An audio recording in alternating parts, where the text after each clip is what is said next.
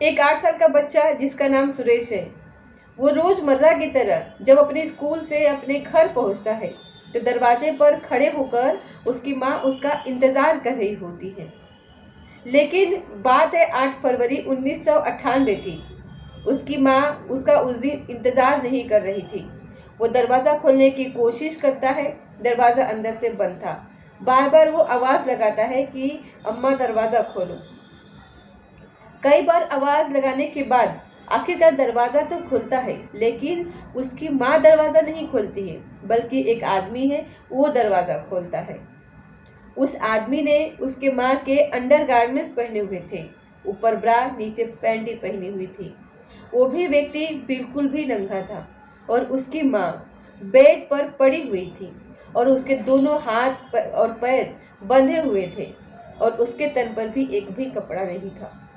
वो व्यक्ति उस लड़के की तरफ देखता है और लड़का उस व्यक्ति की तरफ देखता है। दोनों की आंखों से आंखें मिलती है और इससे पहले कि बच्चा कुछ पूछ पाता, उस व्यक्ति ने उस बच्चे से कहा कि तुम्हारे माँ पर भूतों का सहारा था। मैंने भूत उतार दिया है, फिलहाल डॉक्टर के पास जा रहा हूँ, डॉक्टर को बुलाने के लिए। तब तक तुम अपने माँ के पास ही रहना। उस व्यक्ति ने अपने कपड़े पहने और वहाँ से वो निकल जाता है। जो उसने उसके माँ के अंडरगारमेंट्स पहने हुए थे वो पहने ही रखा उसने, और उसके बाद वो व्यक्ति बिल्कुल दिखाई नहीं देता। उस दुनिया में उसकी माँ नहीं बची थी, वो मर चुकी थी। उसके साथ रेप हुआ था, बलात्कार हुआ था। ये कहानी आज उसी व्यक्ति की है जिस व्यक्ति का नाम होता है उमेश रेड्डी। उमेश रेड्डी ने एक दो नहीं बल्कि इसी तरीके से 18 महिलाओं के कत्ल किए थे, और जिस महिला का वो कत्ल करता था उसका अंडरगारमेंट्स पहनकर वो निकल जाया करता था। वाकई में ये कहानी बहुत परेशान करने वाली है, लेकिन इससे भी बड़ी परेशानी की बात यह है कि निचली अदालत से लेकर के सुप्रीम कोर्ट तक इस व्यक्ति को फांसी की सज़ा होती है, लेकिन 2022 भी बीतने को है, आज तक भी उस व्यक्ति को फांसी के फंदे तक नहीं चढ़ाया गया है। यही हमारे देश के कानून की विडंबना है। नमस्कार, स्वागत है आपका हमारे चैनल पर। आज की जो सच्ची घटना मैं आपको सुनाने जा रही हूँ, ये सच्ची घटना है कर्नाटक प्रदेश का एक जिला लगता है चित्रदुर्ग। दरअसल बात कर रही हूँ 1969 की।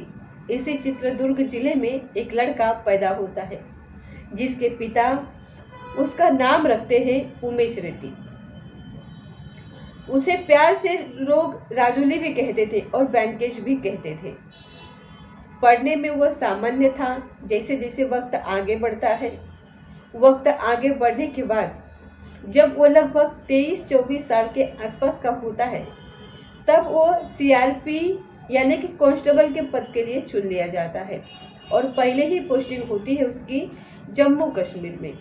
जम्मू कश्मीर में कमांडेंट ऑफ जो हाउस होता है उस हाउस पर उसकी ड्यूटी लग जाती है, और इस कमांडेंट ऑफिसर जो होता है उसकी एक बहुत ही खूबसूरत सी बेटी होती है। कमांडेंट अपने बीवी के साथ कहीं बाहर घूमने के लिए गया हुआ था और घर में बेटी अकेली होती है। कई दिनों से ये उमेश रेड्डी वहाँ पर ड्यूटी कर रहा था। ड्यूटी करते करते इसकी नज़र उस लड़की पर पहुँचती है जो कमांडेंट ऑफिसर की बेटी होती है। बेइंतहा खूबसूरत होती है वो।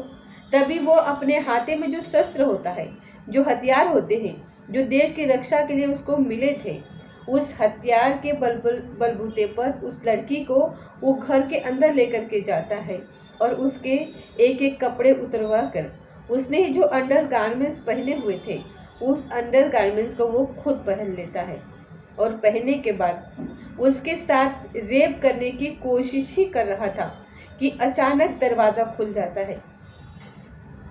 जैसे ही दरवाज़ा खुलता है तो कमांडेंट ऑफिसर जो होता है और साथ ही जो उसकी पत्नी होती है वो और एक दो लोग और उसके साथ थे जो सीआरपीएफ के जवान थे, वो यहाँ पर आ जाते हैं और देखते हैं उस व्यक्ति को जिसका नाम उमेश रेड्डी होता है। कांस्टेबल को देखते हैं तो वो उनके बेटे के साथ इस तरीके का जो घिनौना कृत्य करने का जो कोशिश करने के प्रयास में था, उसे देखकर वो आग बबूला हो जाते हैं। तुरंत बेटी की जान बचाई जाती है, बेटी को सुरक्षित बचा लिया जाता है जिसके साथ रेप का प्रयास किया जा रहा था। इसके बाद इस व्यक्ति को गिरफ्तार करने के बाद कमांडेंट ऑफिस के ही एक किसी कमरे में इसको रखा गया था। इसके खिलाफ इसके पहले की कोई कार्रवाई होती, उच्च अधिकारियों से बातचीत हो रही थी, तभी ये उमेश रेड्डी एक बहाना करता है और कहता है कि मुझे बहुत तेज टॉयलेट आ रहा है, मुझे टॉयलेट करना है और मेरी तबीयत भी कुछ ऐसी खराब सी हो रही है। लोगों को इसके पहले कि इसकी कोई जानकारी नहीं थी, ऐसी कोई खबर नहीं थी कि ये कैसा व्यक्ति है, इसलिए उसको टॉयलेट करने का मौका दे देते हैं। जो बंधा हुआ था उसको खोल देते हैं और वहाँ से मौका पाते ही वह सीआरपीएफ के कैंप से वहाँ से भाग जाता है और भागकर कहीं नहीं, वह सीधा अपने जिले में पहुँचता है, चित्रदुर्ग में। वहाँ आने के बाद हैरान कर देने वाली बात यह भी थी कि कमांडेंट ऑफिसर ने अपनी बेटी के साथ हुए अत्याचार के बारे में कोई एफआईआर दर्ज नहीं करवाई और उसे तलाशने की कोशिश भी नहीं करी। ये व्यक्ति वहां से सीधा चला आता है अपने ही होम जिले में और होम जिले में आने के बाद एक नई नौकरी की तलाश में जुट जाता है। यानी कि 1996 में इसको एक नई नौकरी मिल जाती है जिला सशस्त्र रिजर्व में। वहाँ ये नौकरी करता है और नौकरी करते करते एक दिन जब अपनी ड्यूटी पर ये जा रहा था तो एक लड़की स्कूल से पढ़ करके अपने घर वापस जा रही थी। सुनसान रास्ता होता है और ये रास्ते में उसे मिल जाता है। उस लड़की को ये बुरी नीयत से पकड़ लेता है, दबोच लेता है और जंगल की तरफ लेकर के जाने की कोशिश कर रहा था। उस व्यक्ति की पकड़ से वो लड़की छूट जाती है। जैसे ही लड़की छूटती है वो जमीन पर एक पत्थर पड़ा हुआ था, उस पत्थर को इतनी जोर से इसके सर में मारती है कि ये घायल हो जाता है। इससे पहले कि वो कुछ समझ पाता वो वहाँ से भाग जाती है। लड़की भाग जाती है, ये वहीं रह जाता है और जो इसका शिकार था वो अपने शिकार को अपने अंजाम तक नहीं पहुँचा पाया। तो इसके बाद बात आई गई हो जाती है। ठीक 4 महीने बीतने के बाद 8 दिसंबर 1996 को ऐसे ही घर से वो निकलता है। सुबह के 11 बजे के आसपास एक पता पूछता एक घर में वो जाता है और पता पूछने की कोशिश कर रहा था। जब पता पूछ रहा था तो वहाँ पर एक घर में एक लड़की होती है और ये उससे कहता है कि दरवाज़ा खोलने की उसकी कोशिश करता है। लड़की कहती है कि घर पर कोई नहीं है, सबके सब बाहर गए हुए हैं। तभी वो उस लड़की से कहता है कि मुझे बहुत जोर की प्यास लगी है, अगर तुम्हें कोई एतराज़ ना हो, तुम्हें कोई दिक्कत ना हो तो क्या तुम मुझे पानी पिला सकती हो। लड़की कहती है कि मेरे घर पर कोई नहीं है, इसीलिए आप पानी पी लीजिए। तभी पानी पीने के बहाने से एक कुछ अपनी तबीयत खराब होने का बहाना करता है। कहता है कि 10 मिनट के लिए वेट कर लीजिए, मैं बस थोड़ी देर के लिए आराम करना चाहता हूँ और मुझे आराम मिल जाएगा तो मैं वापस चला जाऊँगा। वो लड़की उसके बातों में आ जाती है, उसके घर में ये घुसता है और ठीक वैसे ही करता है जैसा उसकी आदत थी। उस लड़की के कपड़े उतार करके उसे बांध देता है और उसके अंदर के अंडरगारमेंट, उसके ब्रा और पैंटी को पहन करके उस लड़की के साथ रेप करता है और गला घोटकर उसकी बाद में हत्या कर देता है। लड़की वहाँ मर जाती है और मरने के बाद उसके इलाके में जब ये खबर फैलती है तो पुलिस वाले जब ये पता करने की कोशिश करते हैं लेकिन पता ही नहीं चलता। इसके बाद ये रोज़मर्रा की तरह अपने जिला सशस्त्र रिजर्व में जो नौकरी कर रहा था, सरकारी नौकरी करने लगता है। लेकिन 26 जनवरी 1997 की ये बात है। ये परेड स्थल पर होता है और परेड स्थल पर होने के बाद वहाँ अलग अलग स्कूलों के बहुत सारे लड़कियाँ और लड़के भी आए हुए थे और इत्तेफाक की बात ये होती है कि वो लड़की भी आ जाती है जिस लड़की ने उसके सर में बहुत ज़ोर से पत्थर मारा था और उसका सर फोड़ दिया था। वो लड़की इसको पहचान लेती है और ज़ोर ज़ोर से चिल्लाने लगती है और कहती है कि इस व्यक्ति ने मेरा रेप करने की कोशिश करी थी, इसने मेरा बलात्कार करने की कोशिश करी थी। और जब ये बात पुलिस के अधिकारियों को पता चलती है तो पुलिस के अधिकारी भी ये भी पता चल जाता है कि इसने एक घर में जाकर के लड़की के साथ ऐसे ही रेप किया था और उसके साथ ऐसे ही घटना को अंजाम दिया था। पुलिस इसको गिरफ्तार कर लेती है और गिरफ्तार करने के बाद इसको जेल भेज देती है और जेल भेजने के बाद मार्च 1997 को ही ये बेल्लारी के जेल में शिफ्ट कर दिया जाता है। अब यहाँ से कुछ लोग इसको लेकर के जाते हैं। जब शिफ्ट कर दिया जाता है तो शिफ्ट करने के बाद यहाँ से कार से ये या किसी गाड़ी से, पुलिस की गाड़ी होती है, बेल्लारी जेल के अंदर जब इसको लेकर के जा रहे थे तो रास्ते में इसने एक बहाना बनाया और बहाना बनाने के बाद कहा कि मेरी तबीयत खराब हो रही है, मुझे बहुत उल्टी सी आ रही है, क्या मैं उल्टी कर सकता हूँ, क्या मैं बाहर निकल सकता हूँ, क्या मैं खुली हवा में सांस ले सकता हूँ। पुलिस वाले इसके बातों में आ जाते हैं और बातों में आने के बाद ये अपना वही परिचय देता है कि मैं सीआरपीएफ में कांस्टेबल के पद पर तैनात हो गया था जम्मू कश्मीर में और मेरी वहाँ पोस्टिंग थी। लेकिन हैरान करने वाली बात ये थी कि जब इसको दूसरी नौकरी मिलती है चित्रदुर्ग जिले के अंदर तो उसका हिस्ट्री चेक नहीं की गई थी कि ये आखिरकार जम्मू कश्मीर में था सीआरपीएफ में और यहाँ पर इसने एक गंदा और घिनौना कृत्य किया था कमांडेंट ऑफिसर के बेटी के साथ। और यहाँ पर जो पुलिस वाले, दो पुलिस वाले के साथ इसके होते हैं तो उस पुलिस वाले से ये कहता है कि मुझे उल्टियाँ आ रही है, तब उसे बाहर निकाल करके उसे उल्टी कराने की कोशिश करते हैं और मौका पाते ही ये वहाँ से भाग जाता है और भाग कर सीधा पहुँचता है बेंगलोर। बेंगलोर में वही पानी पीने का बहाना या पता पूछने के बहाने से ये इनकम टैक्स ऑफिसर के घर में जाता है। इनकम टैक्स ऑफिसर की बीबी बिल्कुल अकेली होती है घर पर और अकेली होने की वजह से वह पानी पीने के बहाने से घर में घुसता है, उनके कमरे में जाता है, उनका रेप करता है, उनके कपड़े उतार करके खुद पहन लेता है और उसकी हत्या कर वहाँ से भाग जाता है। बस इतना होता है कि लोगों में जब ये खबर अखबारों के माध्यम से लोगों तक पहुँचती है तो पता चलता है कि उमेश रेड्डी नाम का एक व्यक्ति है और वो व्यक्ति इसी तरीके से घर में जाता है, पता पूछता है और इस तरीके की बातें करता है और वो महिलाओं के साथ रेप करता है, उनकी हत्या कर देता है। तब एक खबर उस इलाके में बहुत आग की तरह फैल जाती है। पूरे कर्नाटक में हड़कंप मच जाता है। लोगों के और महिलाओं के दिमाग में उसका चेहरा, उसका शक्ल जो फोटोग्राफ्स के माध्यम से अखबारों में छप रहा था वैसे ही शक्ल के फिर कुछ लोग जो सड़कों पर दिखाई देते थे तो महिलाएं या फिर घर में कोई आता था तो फ़ोन कर दिया करती थी पुलिस को और पुलिस के पास इतनी घंटियां बजती थी कि पुलिस समझ नहीं पा रही थी कि आखिरकार किस व्यक्ति को पकड़ा है और किसको नहीं पकड़ा है। जब पुलिस उस व्यक्ति को पकड़ती थी तो पता चलता था कि वो व्यक्ति असली नहीं है बल्कि नकली है और ये ऐसे ही एक के बाद एक अपराध को अंजाम देते जा रहा था।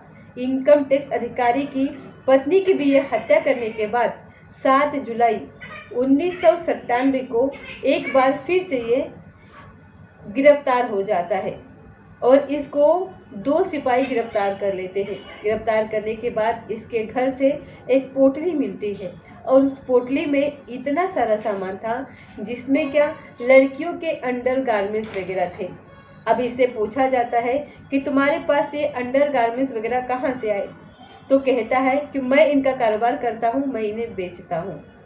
फिर पुलिस वालों ने इससे पूछा कि तुम्हारा नाम क्या है, तो इसने अपना नाम बताया, रमेश। पुलिस वाले कुछ समझ पाते, रमेश वहाँ से मौका पाते ही भाग जाता है। वो रमेश नहीं होता बल्कि उमेश रेड्डी होता है। उन पुलिस वालों के बारे में जब उच्च अधिकारियों को पता चलता है तो उन्हें नौकरी से हमेशा के लिए बर्खास्त कर दिया जाता है क्योंकि उसने अब तक एक नहीं बल्कि 8-9 लड़कियों के साथ रेप किया, उनकी हत्या की और उनको मार दिया हमेशा के लिए। फिर ये अपने अंजाम को देने के लिए फिर से निकल जाता है और ऐसे ही एक वक्त आता है 1998 में 28 फरवरी ये श्री शुभैया की हत्या करता है, जिसकी कहानी मैंने सबसे पहले सुनाई थी।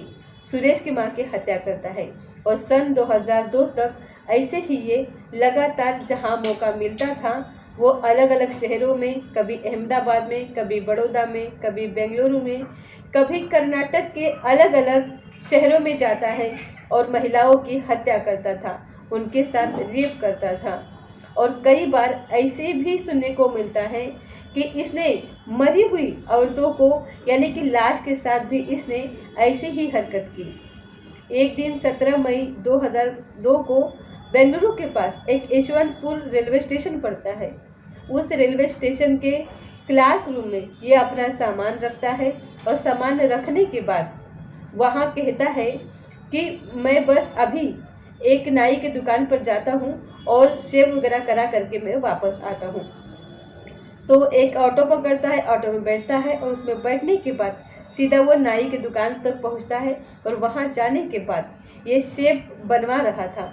लेकिन ऑटो वाला जब ऑटो के साथ इसको लेकर के जा रहा था तो ऑटो वाले ने उस दिन एक इंग्लिश या फिर एक अखबार पढ़ा था जो उस इलाके के उस भाषा का अखबार था। उसमें एक बहुत बड़ा फोटोग्राफ लगा हुआ था। वो फोटोग्राफ किसी और का नहीं था बल्कि उमेश रेड्डी का होता है और वो उमेश रेड्डी वही था जो क्लार्क रूम में अपना सामान रखा था, जो कि नाई के दुकान पर शेव बनवा रहा था। पुलिस वाला सीधा जाता है पुलिस स्टेशन, रिक्शा वाला, और पुलिस स्टेशन जाने के बाद वहाँ से पुलिस वालों को बुला करके लाता है। 17 मई 2002 को इसको गिरफ्तार करवा देता था, इसको पकड़वा देता है। पुलिस वाले अब की बार कोई चांस नहीं लेना चाहते थे और इसको पकड़ करके सीधा जेल में डाल देते हैं। लगभग 4 साल के बाद 26 अक्टूबर 2006 को फास्ट ट्रैक बेंगलुरु की कोर्ट ने इस व्यक्ति को फांसी की सजा सुनाई। यानी कि 18 इसने कत्ल किए थे महिलाओं के, और न जाने कितनी ऐसी महिलाएं थी जिसके साथ इसने ये रेप करने की कोशिश करी थी, लेकिन वो आरोप सिद्ध नहीं होते। आरोप सिर्फ 9 मामले में सिद्ध होते हैं और उस मामले में इसको फांसी की सज़ा सुनाई जाती है। और फांसी की सज़ा सुनाने के बाद सन 2007 में अक्टूबर का महीना था, हाई कोर्ट में जब यह मामला पहुंचता है तो वो निचली वाले अदालत के फैसले को बरकरार रखते हैं और इसके फांसी की सज़ा को रखते हैं और कहते हैं कि इसको फांसी ही दी जाए। और साथ ही जज साहब ये भी कहते हैं कि इस व्यक्ति को समाज में रहने का कोई भी अधिकार नहीं है, इसलिए इसको जितने जल्दी हो सके इसको फांसी दे देनी चाहिए। बात इतनी जल्दी फांसी मिलती नहीं है हमारे भारत में। कानून के बहुत सारी औपचारिकताएं होती हैं, बहुत सारे आधार हैं, एक स्टेप 2 स्टेप कई स्टेप गुजरना पड़ता है। 1 फरवरी 2011 को सुप्रीम कोर्ट ने इसके सज़ा को बरकरार रखा और सन 2013 में जब राष्ट्रपति के यहाँ पर जब ये अपील करता है तो राष्ट्रपति ने इसके अपील को खारिज कर दिया। सन 2016 में इसने एक बार पिटीशन दायर किया था कि मुझे माफ़ कर दिया जाए, मेरी फांसी की सज़ा को उम्र कैद में तब्दील कर दिया जाए, लेकिन सुप्रीम कोर्ट ने इसके बात को स्वीकार नहीं किया, इसके अपील को यानी इस पिटीशन को खारिज कर दिया। और सन 2021 में एक बार फिर इसने अपने आप को मानसिक रोगी घोषित कराने की कोशिश की। कहा कि मैं मानसिक रोगी हूँ और ये जितने भी अपराध किए हैं मैंने अपने माँ के इलाज के लिए किए थे, जबकि ऐसी बात कोई पाई नहीं जाती। इसलिए सन 2021 में एक बार इसकी सुप्रीम कोर्ट ने फिर अपील को खारिज कर दिया। फिलहाल सन 2024 चल रहा है। लोगों को, खासकर कर्नाटक के लोगों को और जिनके साथ आपराधिक वारदातें हुई हैं उन लोगों को इंतज़ार है कि इसको कम से कम समय में फांसी होनी चाहिए। लेकिन वक्त लगातार आगे बढ़ रहा है और उमेश रेड्डी जेल के सलाखों के बीच में अपना वक्त और जीवन व्यतीत कर रहा है और सन 2024 को भी बीतने को है और उस व्यक्ति को आज तक भी फांसी तो सज़ा सुनाई गई है, लेकिन फांसी अभी तक हुई नहीं है। अब होगी या नहीं अभी ये भविष्य के गर्भ में छुपा हुआ है। आप तो जानते हैं कि हमारे देश का कानून कितना लचीला है, चाहे कितना ही बड़ा अपराध कर दे लेकिन अपराधी को इतने जल्दी सज़ा नहीं मिलती। तो दोस्तों ये थी आज की सच्ची घटना। मिलते हैं अगली किसी सच्ची घटना के साथ, तब तक जय हिंद जय भारत।